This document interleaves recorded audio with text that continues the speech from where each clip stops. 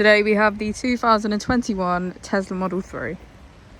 This vehicle has done just over 22,000 miles. It has an automatic transmission and a fully electric motor.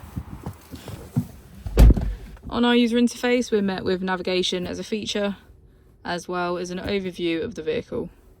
This allows us to open the bonnet, charging port and boot, all from within inside the car.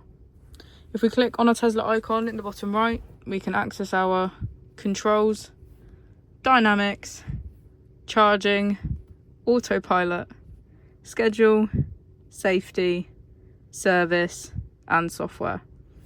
The Model 3 comes with a 360 degrees camera, and with that you can access your dash cam.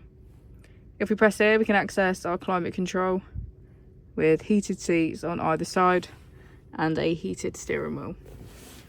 As we go into the back of the vehicle, we can see that it has a full leather black interior